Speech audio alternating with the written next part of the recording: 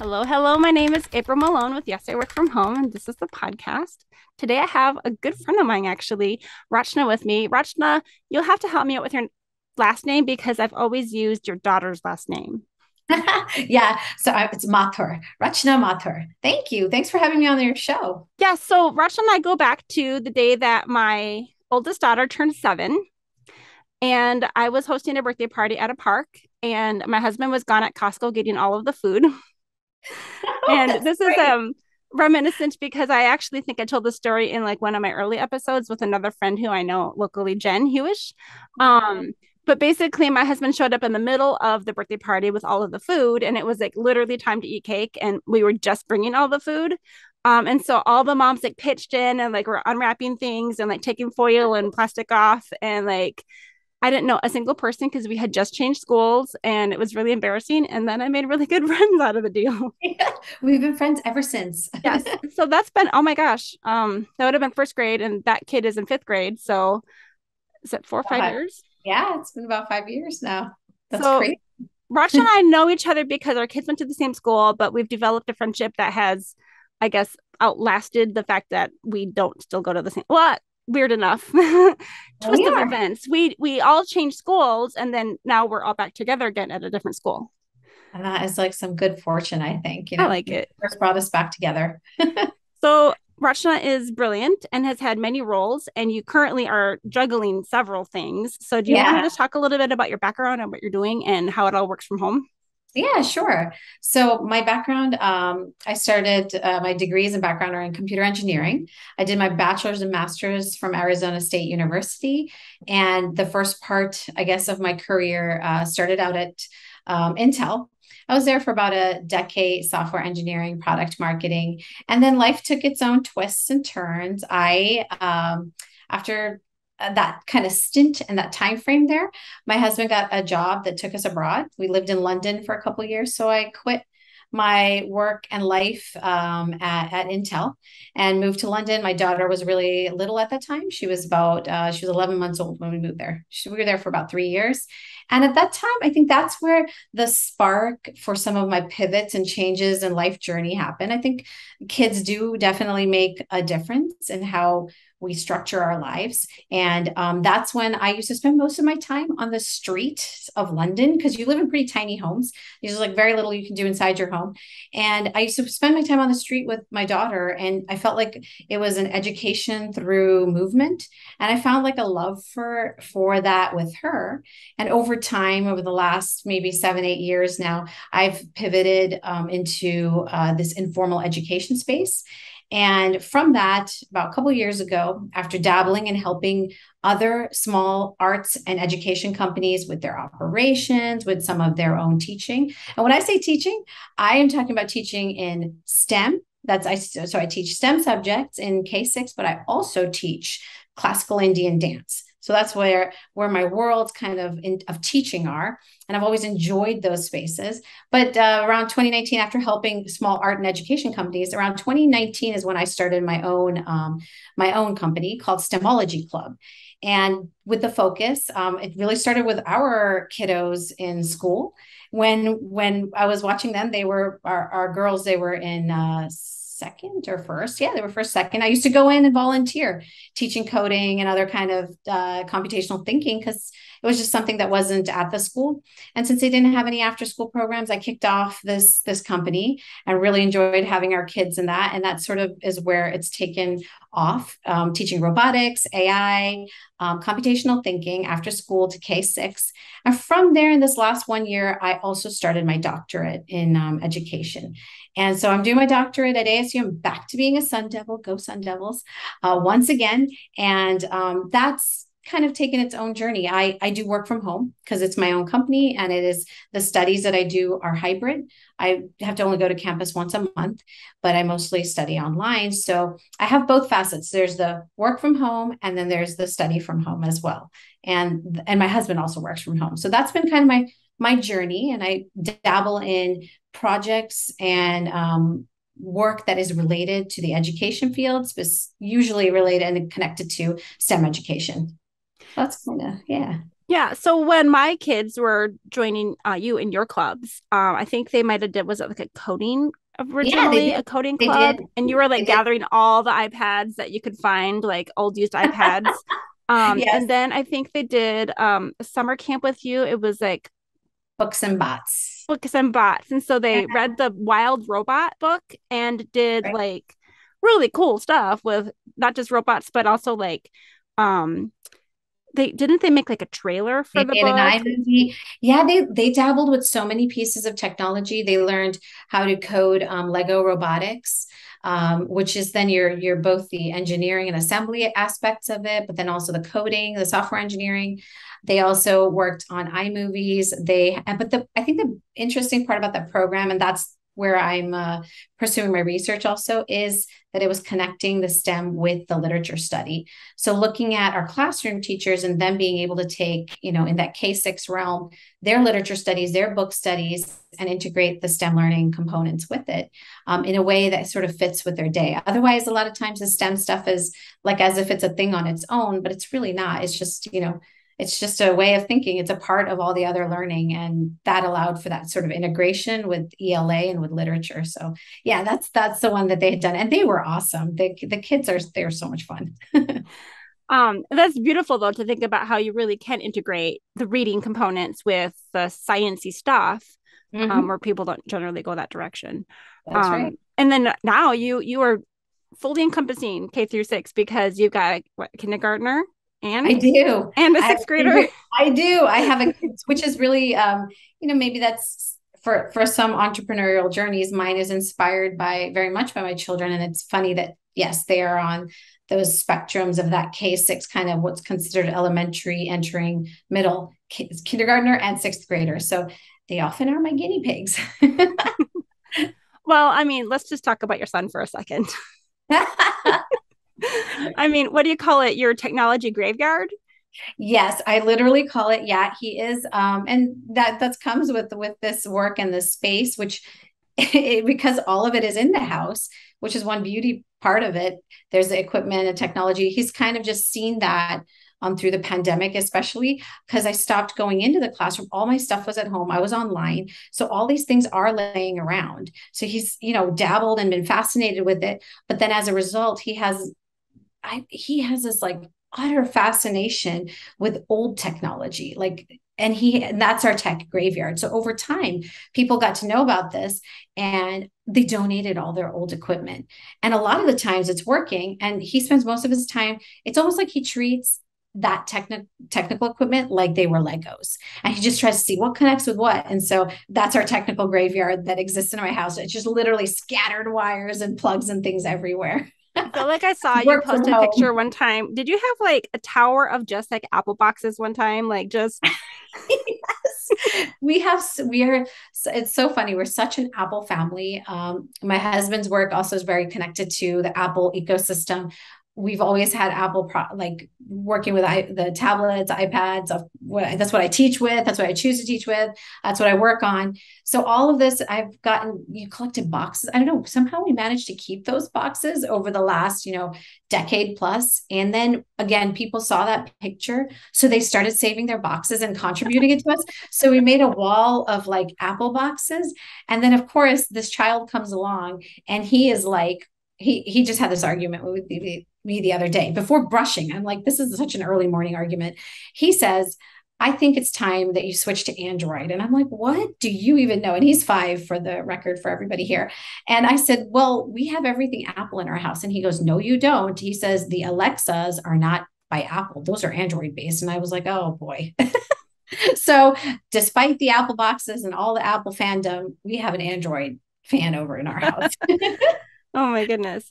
And does he usually take things apart or fix them? Mostly take them apart. There's the occasional fixing. In his mind, it's fixing. All I see is it was taken apart. But he's definitely doing both. I've seen he has reconnected some Bluetooth gear that we didn't know worked. So he's really fascinated by how things pair, and not just physical connectivity, but that virtual life connectivity. I wonder how much of that, is so, I mean, I imagine it is influenced by this pandemic life where you're in the home. And that was one of the things that he noticed was, oh, when the pandemic happened, he was 3. And he said, well, how come everybody else gets a device? And like sisters on school device, and mom's got her device, and dad, and everyone has at least 2. They've got a phone and maybe, a tablet or a laptop. So he's starting to feel like, how come, I'm not included in that? So he's created his own world in this at-home pandemic tech life that we have, I guess. And this is really his first year now. I mean, he had been at the preschool when my daughter was in the preschool, but then you guys were like home for 2 years, right? Yes, yeah, we have been. And then since then, what's interesting is like my husband, Suraj, he worked from home. No, he used to work from home before we went to, until we were in London. And from London, we went to Austin. All that time, like till London, he worked from home for many, many years. And then come Austin and coming back to Arizona, he has been online. So I mean, not online, he's been in person. So even pre-pandemic, he was doing the 1 hour travel and 1 hour travel back and getting stuck in traffic. So our lives were typically like, um, I was not able to work then. So he was coming home super late. And when the pandemic happened, not only did that cause a shift in his current company, like his previous company, but it just changed how we all worked as well. So all of us were at home then at that point, from then onwards, and even now, we're still all at home. It sounds like your husband has enough work from home experience that I should do a totally separate episode with him one of these days. I'll have Yeah, to he ask him really, how he feels. yeah, you know what? And I think that's interesting too, because he had that experience prior to going into the pandemic. He started working from home in 2010. Okay. So he was working, and then he went back to working in person probably around 2016 or so for a stint until the pandemic happened. It was like So that. was the pandemic the main driving force for you basically bringing everything home? Because you were trying to be in the classrooms, right? Is it Yeah. changing your model for your whole business plan now? Yeah, that's such a good question. It has definitely, I think that had it not been for the pandemic, maybe that's its own, it's a strange path. I may not have considered the doctorate because of how busy that a business entrepreneurial venture is, not only from just you're physically going to places. I was lugging the equipment, but then a lot of it is spent in all the operational time and trying to run anything. And people like myself, like we're when and I think a lot, this is the case for many entrepreneurs who just come through like this, tend to be highly creative, and the operational part is like the most boring part of running anything. And so I felt like, if it wasn't for that, I would probably be a little more focused on building that after school programs. Like I have a handful, and really reaching out to more and more schools, but I took a pivot. Probably, yeah, I'd say part of it has to do with the pandemic, having started this research, and I've pivoted more into the professional development realm for teachers, and even some of the research that's kind of around the STEM education and K-12. And I could have gone differently, I think, had it been. And after the pandemic, when it comes to the in-person kind of classroom programs, that has shifted. I do a lot more, and a lot more globally online. So I have, through a company called Nepris, I often volunteer my time and do segments on computational thinking, robotics. Sometimes I talk about like how coding is used with arts, which really speaks to myself too, like having the coding background and the artistic background. And when I do that, I don't even know sometimes where the kids are connecting from. I just get online like this on Zoom. They have created the platform, and then I'll find out, oh, they're like, one time I got on and there were like 400 kids from all over the US, and I had no idea there were going to be that many. And sometimes they also don't know who's going to show up to these kind of things, and suddenly we had 400 people that are there. So that I think has made for a very interesting opportunity, globally, kind of connecting with people connecting with me, and me learning from them. So I might not have kind of ventured out that way if it wasn't kind And of this. now you're in this doctorate program and then you've made connections and you want to talk about your newest venture? Sure. So as part of my, this is also wonderful too, because all of these things that I'm doing allow for me to work from home. But again, I think it's because a lot of mindset shift happened with it. These are all university connected projects, and in the past, I feel like I would have to be going to campus. I would be in an office. I would have to drive all the way to like from like the East Valley, drive all the way to Tempe, drive all the way to wherever it might be. So now these projects that I'm doing, I'm working on two kind of core ones with Arizona State University. One as employed as my own company is with Con World School. And I'm working on the international student strategy in Con World School, which is actually opening on Monday, is the first day of school. And if anyone's wondering, Con World School, yes, it's part of the whole, like if anyone's familiar with Khan Academy, it is Sal Khan's baby, and he has partnered with ASU to create this kind of global schooling system. And so we have kids from all over the world that will be attending starting Monday. Okay, so is it World School? Con World School, Is yes. it like a core subjects? Is it like K through 12, like regular school, or is it supplemental? Nope, it's core schooling. So it is a replacement to going to a full time like brick and mortar or even other virtual schools. It is a virtual global school that is from ninth through 12th right now. I mean, Okay. I'm sure that they have this dream to expand it further. ASU's been doing virtual school for a long time, much before the pandemic, which is Right. why they partnered with ASU's because they have the infrastructure, the operations, and the knowledge to run a school online and what Right. that means to have a community. How do you actually bridge all these components together and make it a real school? Right. We So, have those preparatory schools like the ASU prep K through 12 schools near us.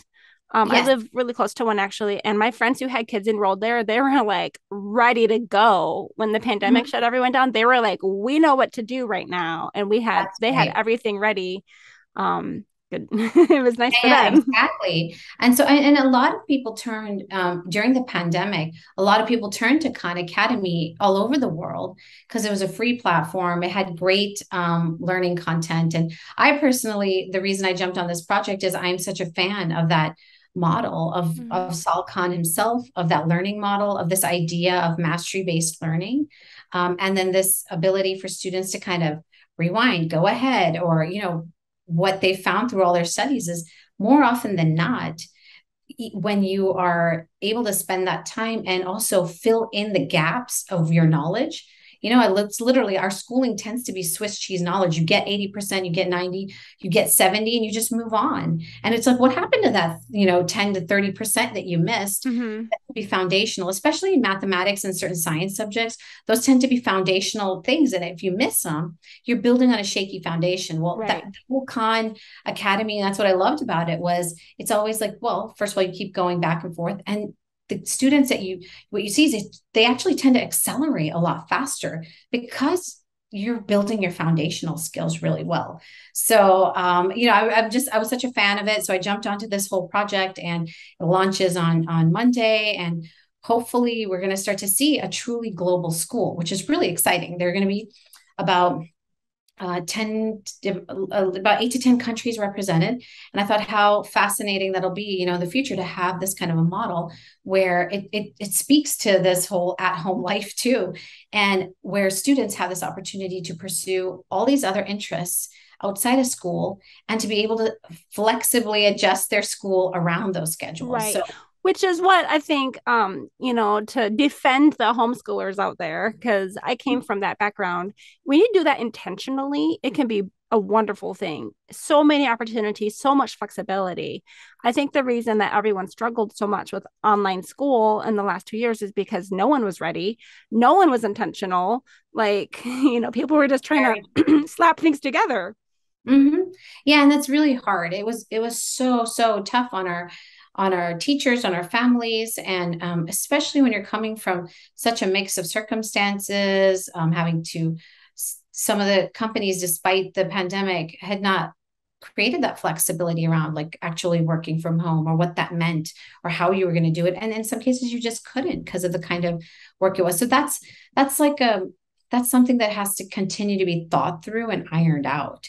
And sometimes these kind of systems can, I think, they offer that sort of flexibility when you have a truly well done online learning system versus, what we had to do was reactive. That's understood that, we did our best. And that was a slap together, as you said. But now we have this opportunity that take the models that have worked, like that at ASU, which has been doing before pandemic, Khan Academy. This is such kind of like the merging of two pretty great worlds.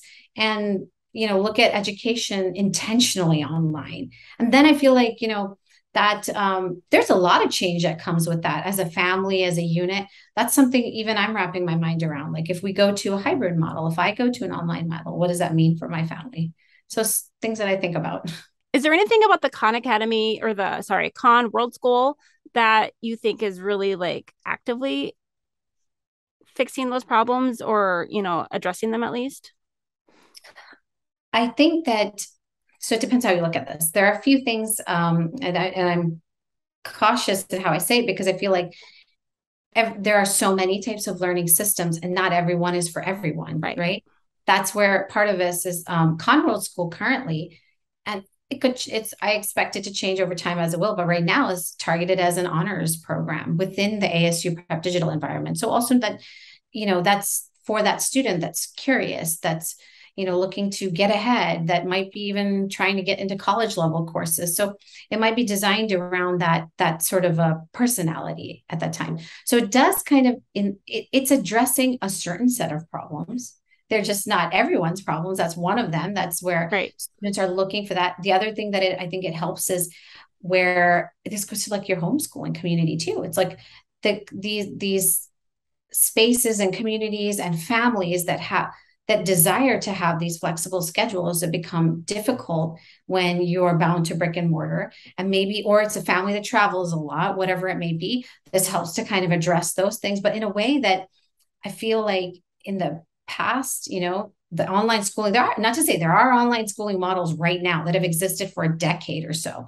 That's still, I think, pretty young in the space of education as a whole. So these things are all coming together to finally reach these pockets. But what ends up happening, I think what changes is when you might have had families like homeschoolers and those looking for flexible kind of learning, suddenly it opens up a new world to the rest of us who may not have thought of that. And I don't think we ever thought we were going to, hop around different places, or it changes how I might want to work.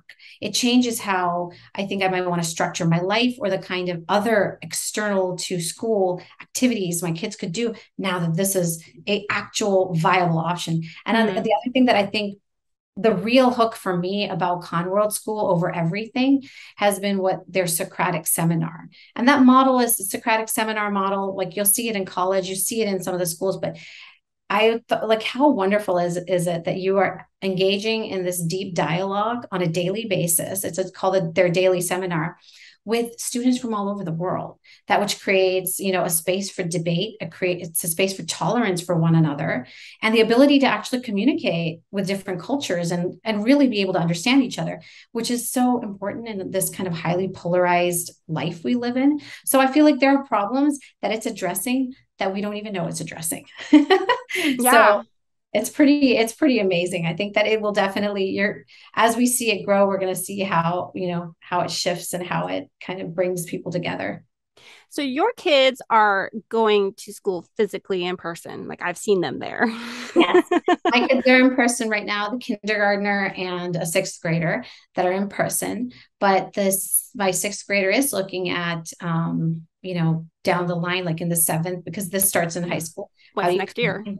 Yeah. What do we do now? So that might be, that will help us as well. Like, I think we have to start having these serious thoughts about what that means for a family that, well, we have family all over the world. And we usually can't think of meeting them because of how taxing that is on a school schedule. Essentially, at this point, since both of us work from home, it's school that binds us to the time and place. Okay. That'll change. Yeah. I think that'll change for families that have family in other parts of the world or parts of the country and stuff like that. That you could even like spend 6 months of the year and still, well, I mean, maybe, I don't know. Are your classes synchronous? Are they in real time or are they all like asynchronous? So the Khan World School is going to have synchronous components, but what's kind of amazing about it is because they have people from all over the world, they have split the time zones. Oh, So good. they're addressing, so the student in India has the option to pick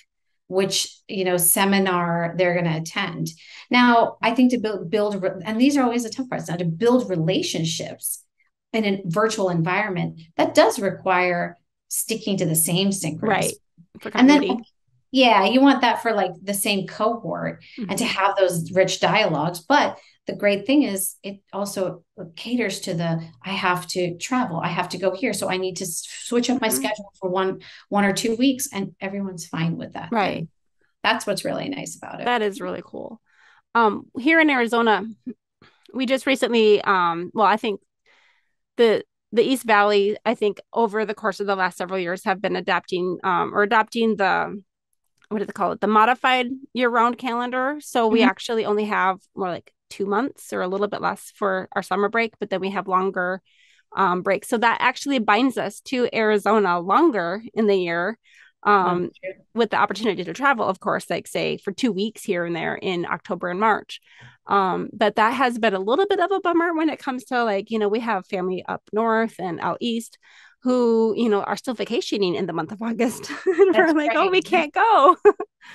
That is so right. And I think that this might, I'd love to see how this might change those kind of opportunities, especially when with Conworld schools specifically, like in thinking about Arizona and where we're at.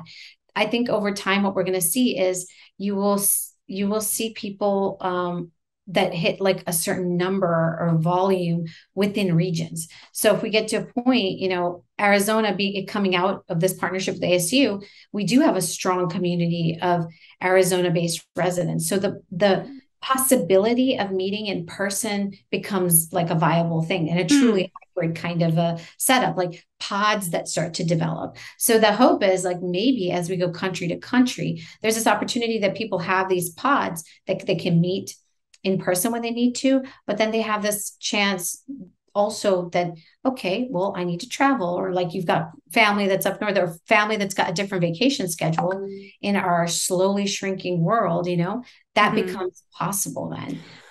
Yeah. The third person that I ever interviewed was Amber Van Hale. She's a teacher up in Wisconsin, and she is an online school teacher. Like the state of Wisconsin offers online school, but they would get together, and I don't know if they'd actually do prom. I feel like they did like several things, like events throughout the year, so that they could get together in person optionally, Mhm. maybe once every couple of months, which was kind of nice.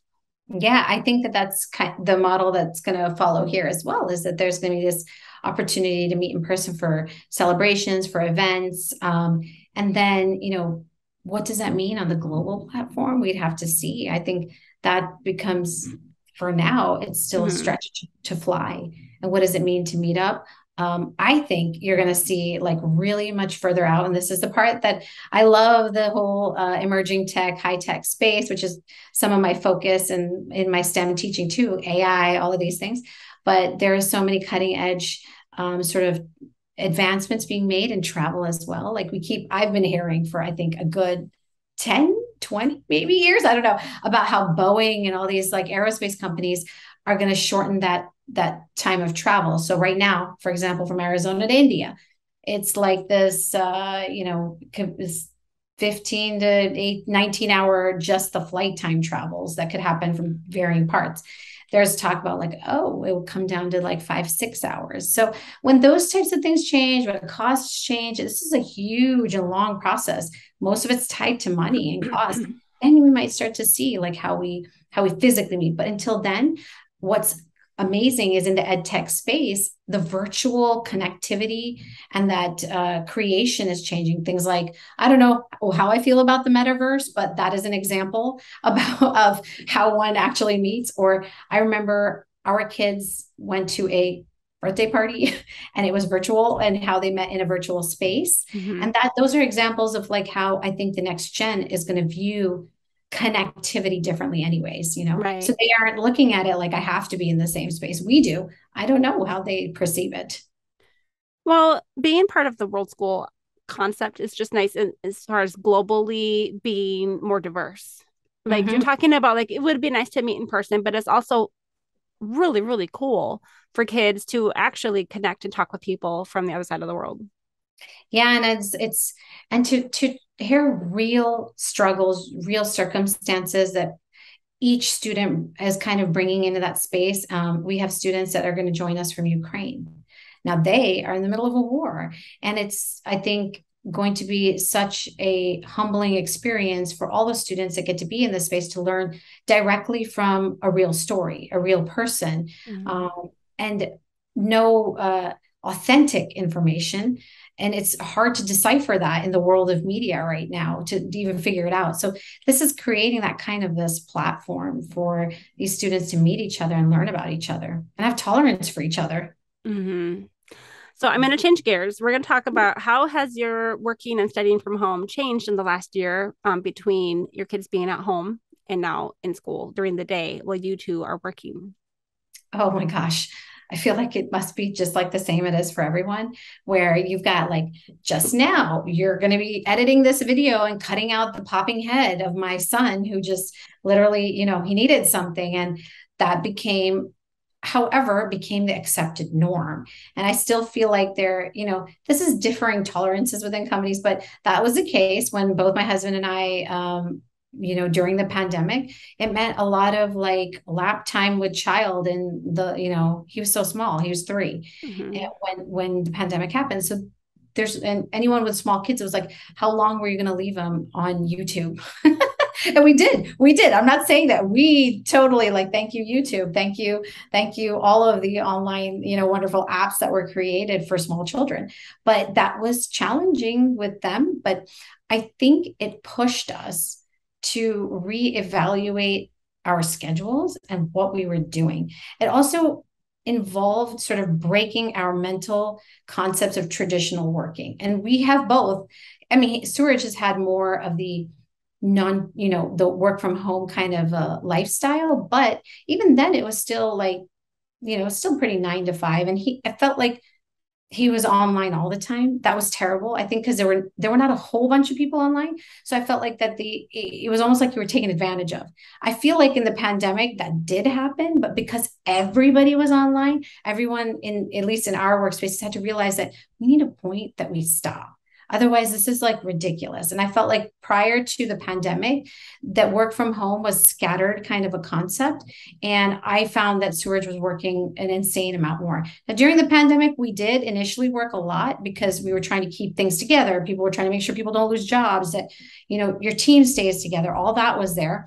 But over time, like, I felt like people were coming to, okay, we have to respect a point of time that we have to stop, or we have to respect that they're, you got to pop out for the kids. They're at home. They have to be fed. They have to go to, they have to learn online, whatever it might be. But post that, you asked kind of in contrast, that was definitely challenging, but it involved a lot of restructuring of our lifestyle. Post that, them going back to school in person, we stayed. We still are working from home. And that's because, Sewerage actually switched jobs. And that was in part intentional, just due to the intensity of our lives, too. It was part to, he switched into education strategy. He also switched because it afforded more flexibility Mm-hmm. with the kids going back to school schedule. So now we've set it up that I don't take any meetings before 9 ever. Mm-hmm.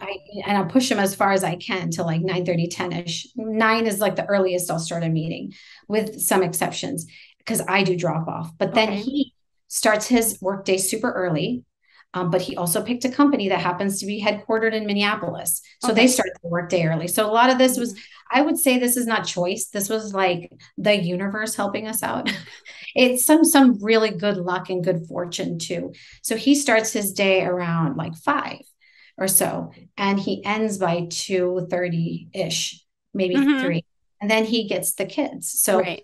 I end up working. So that's how we have restructured our lives. We've asked for certain allowances from our different work environments.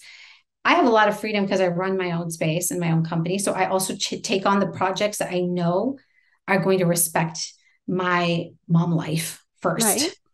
Mm-hmm. So and I feel like more and more people that at least that I don't know, education is a different space to work in, which I do love. People are, they work with kids. Often they're working with students or working with families. So the Hmm. idea of accepting your run around with the children is a little bit easier than Right. it was like at Intel. And now they're much Yeah, better. I'm corporate. saying when I Hmm. worked at Intel, now you see so much shift in the industry, but that wasn't like the case before. Yeah. Well, with companies like that now, there's more of the work from home flexibility too Yeah, than you probably huge. had when you worked there. Oh yeah, huge amount of. I mean, I was lucky again. I always say like I was super lucky because I had a manager. It always came down to your own team and manager. But my manager, I remember when I was pregnant with my first, he let me work from home for 2 months, Oh, really? 2 or 3 months, just because I couldn't function in the work environment because I was so sick all the time. So Oh, he okay. said like it's better off that you can get something done at home. So Right. me go home then and it was okay. But that was Awesome. super manager to manager. Now I think what you see is it's a little more global across a company, which wasn't the Mhm. case before. So So the whole thing about us dropping off and picking up the kids at school, and we're also affected by the same thing because we're at the same school right now. Um, is our school doesn't have busing for us because I think both of our families live outside of the boundaries for the bus, right? yeah, that's right. So that's always we always thought about that. We were like, okay, that presents its own kind of set of issues Mm-hmm. where you again you have to factor that into your physical travel, into the time and Yeah. how you select schools, how you go, where you do that. Again, I think an online schooling can alleviate some of Yeah. that. My brother Um, asked me the other day, he's like, why don't you just have a normal job? And I'm like, I have to bring my kids to and from school. I mean, it pretty I much affects things. And I have jobs that fit into that lifestyle. It's just they're not normal, nine to Yeah, and five I, jobs. I question normal now. And I Right. think that in that same light, I don't either because I structure it a little to my life. I also pick what I believe in. And that, when I was in a normal job in a company, then it meant that you are going with the projects that are part of that, cycle of work that's happening there. I don't have to do that now. Hmm. It's not as consistent though as being in the work environment in that sense and like tied to it, but this is my new normal. Mm-hmm. So I call it. So that's really funny that you called it not normal. And you're right. I think it's from I expect the next gen to perceive this as the normal Yeah. because there are a lot more integrative kind of ways of approaching work. It's harder to put a person in a bucket. Like it's harder to put me in a bucket. Like, wait, so are you an engineer? Are you doing STEM or are you doing international school design? It's like, well, Yes, that's yes, yes, kind of. yes, and tell them. Yeah. So you wrote on my guest interest forum that you're working about 60 hours a week. How are you Yeah. dividing? You've got about 3 or 4 different things happening. How are you splitting that time right now? Yeah, I feel like it's so funny that I feel like every month I relook at my thing and I rewrite everything down and go, is my calendar making sense? So there is a lot of reevaluation. I think it has taken me a good 1 year to even figure out how to balance all these different components, like the business, the research, and life. So school, work, and my family. Mm-hmm. And there was a lot of friction. I can't say it was like it was, it was trial and error kind of a situation. Yeah. Tried something and I was like, oh, this schedule, this setup doesn't work. How I split my hours. Sometimes I started off with, okay, the kids are in school, let's maximize those hours.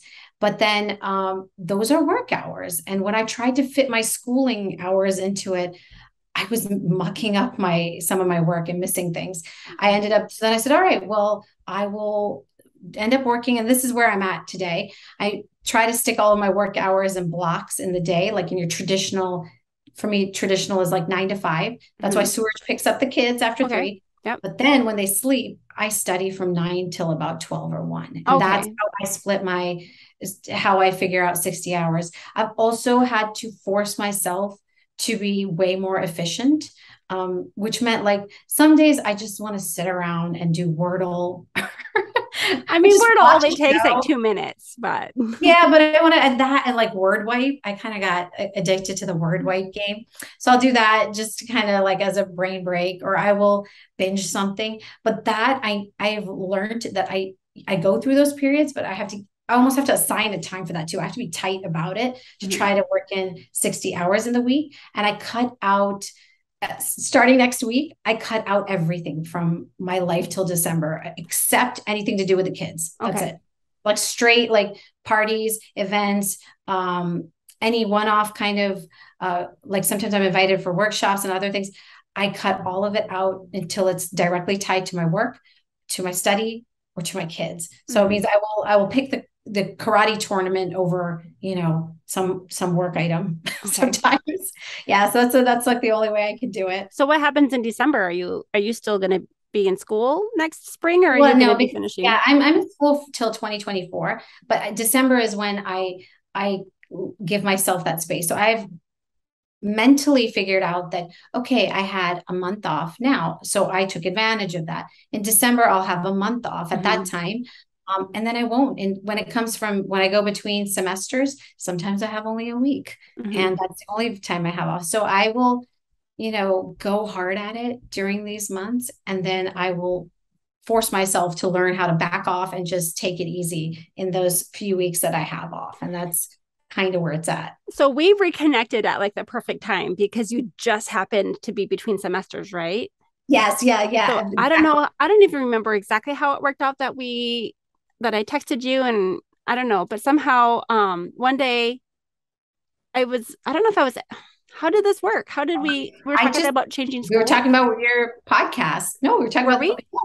probably we are talking that we're talking about working from home and then your podcast. And then I was like, oh, we should do this And then. then one day I was like, "Hey, I'm at the park with my kids, but my phone is dying. Maybe we could, together and talk about, possibly switching schools."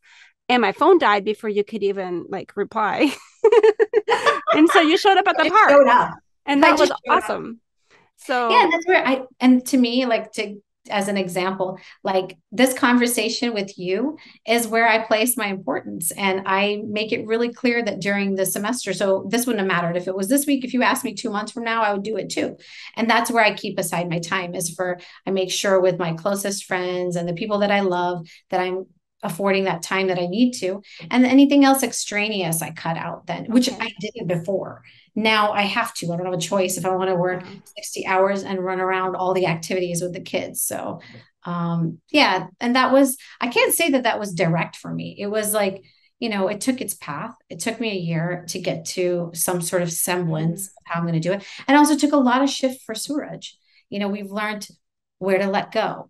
Okay, the house, I have to like rewire my brain to deal with the mess in the house and go, okay, well, if someone shows up, I will, it is what it is. Yeah, we're friends, right? Yeah. So I feel like there's like a lot of like let go, a lot of restructuring, a lot of simplifying. So, for example, Indian cooking tends to be like this big ordeal. Well, we simplified it. Okay.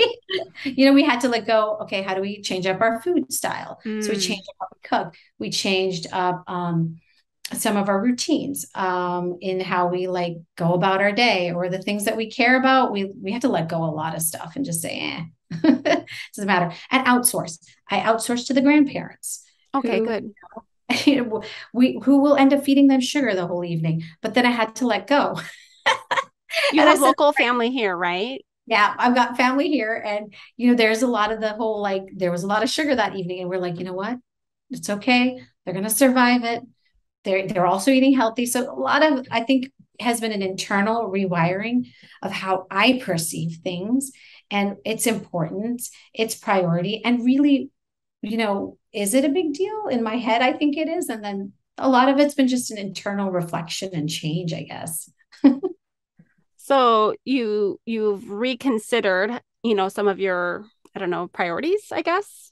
For sure. Definitely reconsidered priorities. And they're typically like such minor things too that I assign like some great value to. Like, for example, just the cleanliness, right? It's really frustrating sometimes. And then going, you know what? I have to like find my own zen in this and just step over it and keep going. Like step over that leg, I would keep going.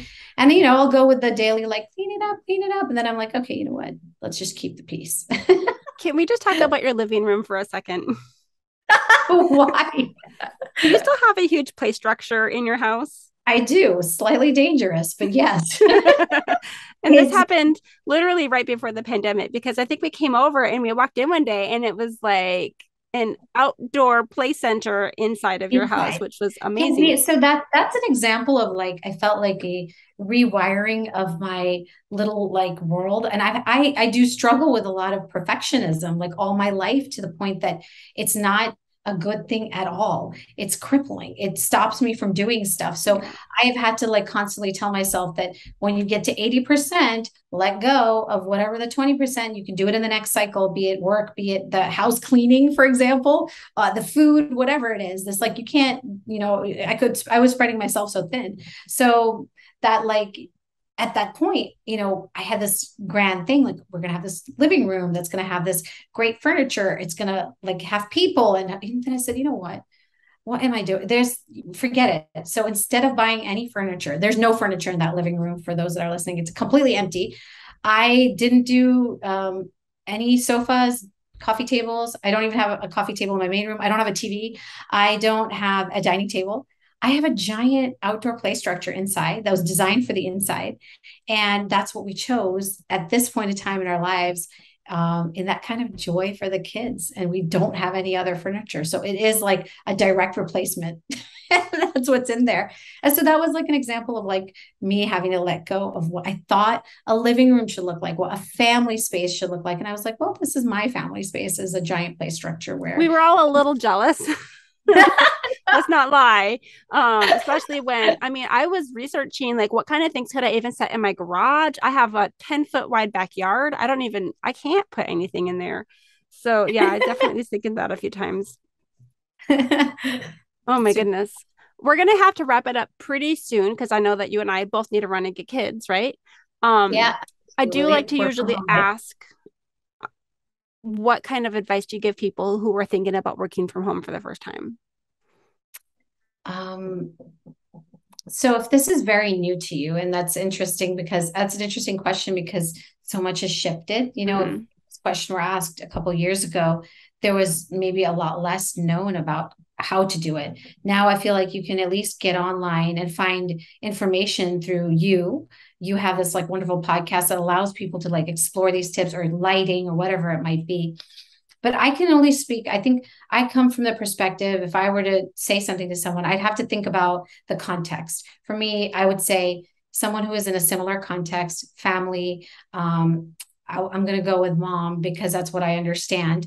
But like if you're trying to balance that, you know, two parent family structure, or even a single parent family structure, some of the things that coming in new to it, I might say really the most important thing that I struggled with was finding time for myself in a work from home environment.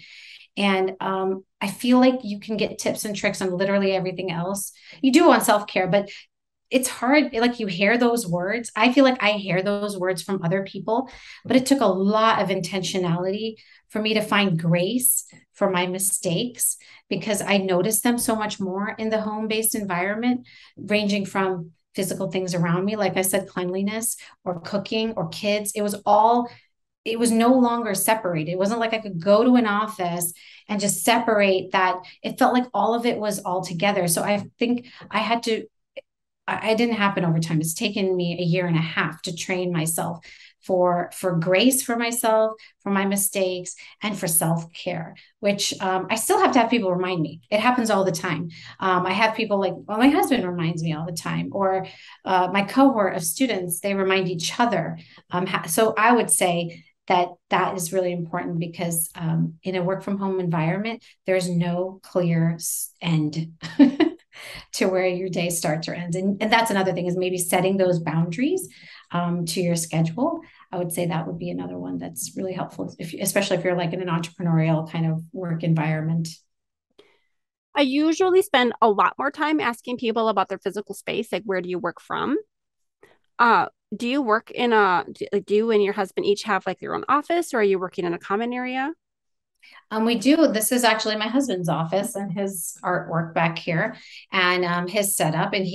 I'm standing right now. So he likes a standing desk setup. And this is a bedroom. This used to be a bedroom. We never used it as a bedroom. It was meant to be like when family visited. He's almost always had it set up as an office because of having to work from home from the past too, even before the pandemic. Mm-hmm. In my case, I felt like I, for the longest time, was floating around, which was really uncomfortable. It felt really disorienting because I've got my, I never really had a space. And it meant like the kids were always in my face for everything, especially during the pandemic.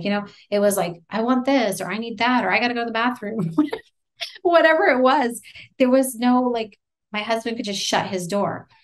I don't know why I did not just say I need a room. Like I could have picked a bedroom or anything.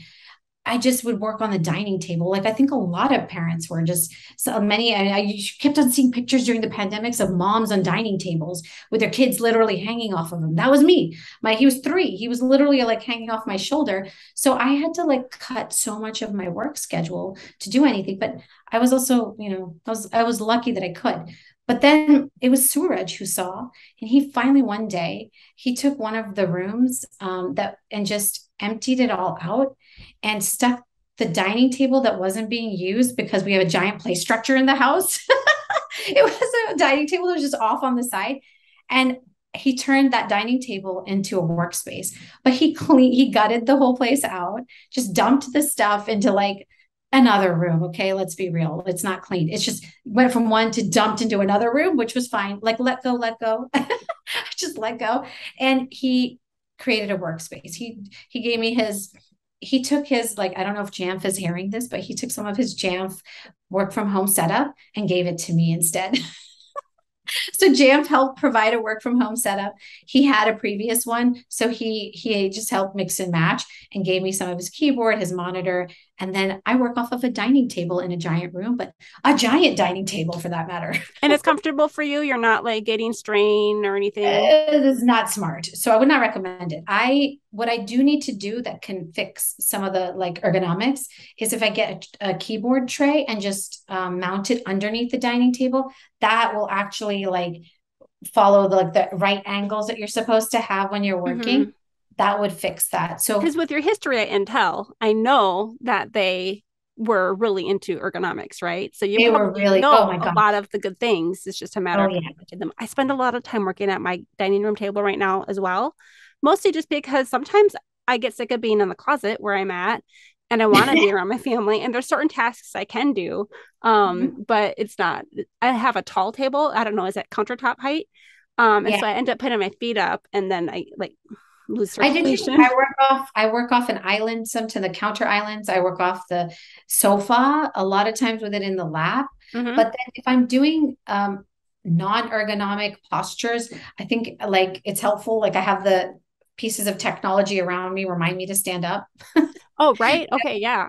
So I think like if the other things that help me is I do have, other pieces, like even if you don't have other wearables, your laptop will, you can have enough apps that remind you of certain Mm-hmm. things. So, Mm-hmm. I do have a wearable. I have the watch, so it does tell me stand up, do that, and then it Yep. reminds me to do that. So I've been ignoring it more often lately, but yes. yeah, I do. I do. Sometimes I do the breathing thing for a minute, Mm-hmm. but you're right. The dining table, even though I know this and I have worked at Intel and I know what ergonomics looks like, and I went through all the trouble of setting up an ergonomic setup for my daughter, this is where I feel like that just parental thing happens. When it comes to me doing it for myself, I will have to call in April to help me. Can you use your daughter setup or is it too short for you? You mean like her setup? Yeah, the shorter one. Is it? Wait, what? Yeah, yeah, yes, exactly. It's too short for me. And I had set up an entire ergonomic thing for her during the pandemic that she worked in for the entire time. I thought of just going into her little table setup, which she had, but it's all too small. Mm-hmm. Yep. So I have my dining table, which now that you said it, I should buy a keyboard tray and mount it underneath. And I feel like that alone, plus a little bit of the lighting that needs to be fixed is good enough with Mm-hmm. some virtual. I don't have, this is a real background. I just, the virtual backgrounds are great. I feel like we had an extra under the table keyboard tray, but I think I gave it away in the Benetton project. If I find it, I will let you know. Yeah, I'll take it. That will probably save, when I do a lot of my doctoral work has led to a lot of writing. I would say prior to that, even with this kind of work setup, it's not as much, like I still have moments, but when you're writing it, like actual papers and stuff, I can't lose my focus, which has been really hard because I feel like I'm a squirrel until I started this degree. I'm like, distracted and doing so many things. I can't operate like that anymore. That's why I have to be really strict about my block times. Mm-hmm. So I can go 4 hours without moving. So Mm-hmm. sometimes I try to remember to get up. But I do, in that case, the ergonomics becomes very important because I'm just literally typing for that Yep. entire time. Yep. So yeah. I also am writing a lot, and I do most of mine at night as well. Have you ever tried implementing like the voice recognition technology for any of your writing, or does that still create too much work with the editing afterward? So that's such a great question because that was literally what I was pondering at the end of last semester, which was July. And it was like 2 weeks out from the final write up. And my professor was like, yeah, no, you need to change all this. And I was going, oh my God, I can't change all this right now. And my friend called me and she said, she recommended Otter AI, the That's what same I use. Otter Yeah. AI. She just said, I would recommend that you just go ahead and walk around as you're doing your stuff and verbalize the text because it wasn't academic writing. If it was academic writing, I think you have to be sitting down, but this was more of what it could be done in narrative style. And so she took that and edited. So I tried the like record and edit, and I think I became so conscious of my ums and uhs that were in between that I could have easily cleaned up that I didn't figure out. But to your point, I feel like if I practice it, it can give me an advantage for the busy life we have Mhm. to be able to sort of record and just edit after the fact. And I am going to try that this semester for content that doesn't require, academic writing to go with Otter AI, edit that and see if I can just use that for like some of my Mhm. journal work. I I like use that. I use Otter AI. It's not perfect, by any means. Other people use Rev. I've heard Rev recommended a lot. Rev, you can pay someone to do the actual cleanup transcription as well. A human will look at it and fix it up. I just find that it still takes a lot of time to clean it up myself. So Yeah. I'm not posting my transcripts right now because it was just too time intensive. Mhm. I'm just using them. I'm still making a transcript. It's just more that for my own notes so that I can find keywords and things like that. That's a really good point. You could dictate, hands free on your way home. What, you have 5 minutes on your way home from Yeah. school every day or on your way up to Tempe or wherever you have to go once a month, and just kind of like stream of consciousness it out so that you have Yeah, something to work with later. that's a really good tip. I think I'll take that tip from you. And that was a tip that I got at the end of the semester. And that's something for me as I work from home in this busy kind of multitasking life, which sometimes I have to multitask, sometimes I have to be really concentrated. So I protect my deep thinking times and deep learning time, which I didn't before. Now I Mm, protect that time and make it really clear to everyone in the house that this is what I'm doing. So that was another change working from home is if you're in an environment, you can separate and you're out those hours. But now if I have to do this like deep thinking work, I have to almost like let everyone in the environment who's at home know this is where I'm at then. So I do need, but for the parts that aren't that, I do need to almost like get better and accepting in my head that I can verbalize it and edit it mm. and still have it make sense. So Think I'm of gonna it as the 80% thing. that's an 80% thing. Yeah, there you go. There you go. And I noticed that you use the do not disturb feature, like the focus time on your, because sometimes I go to text them, I'm like, oh, she's in a focus time right now. You know, Oh, you'll get so it you later. Like it tells me that you'll get my message, but it'll be silent, that you won't see it. So it kind of yes, lets me know. I'm always not the best. Now that you mentioned that, thank you, April. I'm going to go back and fix. So with the new updates on iOS, there's so much scheduling features. I haven't even mucked with those, but I want to. And so what ends up happening is sometimes I hit my do not disturb, just like right now, and I'll forget to shut it off. Same. And Yep. so I feel like I have to see what those new features are. And that's another thing I think with this whole environment, there is this necessity to always just you have to constantly stay up to date. Mm-hmm. And I have to force myself to take the time, which I don't want to because I have so many other things to go, Right. oh, I'm going to muck with my do not disturb schedule, but Right. I need to do that if I need to get whatever I need to get done. So good point. I will check that out again. I have noticed, I didn't realize that when I turned off the notifications on my phone, that I had it paired to turn off the notifications or on my watch, that it would turn off my ringer on my phone as well. That's Sometimes right. when I wasn't expecting. So I was missing calls and I was like, wow, I didn't have it silenced. So Yeah, I like it on my MacBook that the do not disturb feature, you can set a time limit. So it'll be like for 1 hour, for 2 hours that's until right. this evening. And that's helpful. So, all And right. yeah, Any final thoughts before we have to run out? oh my gosh, no, this was so fun. I'm really excited to see how, people engage with this and how I love listening to other people's stories of working from home. That's pretty much how I've learned. I think for all of us, how we've learned it is we Google random things, we learn from each other, we watch podcasts like this to understand. And then it's like a lot of trial by error in your own household systems. So some of the things we can take, and some of it we've just sort of had to discover and have a tolerance for failure. That's one of my that's what I teach the kids, and that and I think someone said this to me the other day. They said sometimes you teach that thing in your classroom because you're not good at it, and that's the truth. So while I teach fail forward and that acceptance of failure, which is part of entrepreneurial kind of journey, I Mhm. struggle with it, which is probably why I like to teach to it, because I'm teaching myself that when I'm talking about it. So in this journey Absolutely. of working from home, yeah, journey from working from home has been like, and some things are just not going to go right, and some things have slipped, and I've over time learned to go, okay, well, that doesn't make me a bad mom or a bad human. It just, I have to just move on and fix it the next time, like I tell my kids. Right. Well, and it's so similar to what you were saying earlier about the education bit that, that model isn't going to be right for everyone. It's not going to fit every situation. And what works for one person isn't going to work for the next, right? Mhm. So I don't think that we need to like do the rose colored glasses and think that everything about working from home is perfect or the dream. Yeah. It's just different. Yeah, it's just different. That's right. I do miss the water cooler talk, which has to be far more intentional in the online space. Right. That when I got to connect to people and really make those relationships was in the most randomest moments. I have to go out of my way to create a random moment. So maybe that's my final tip then.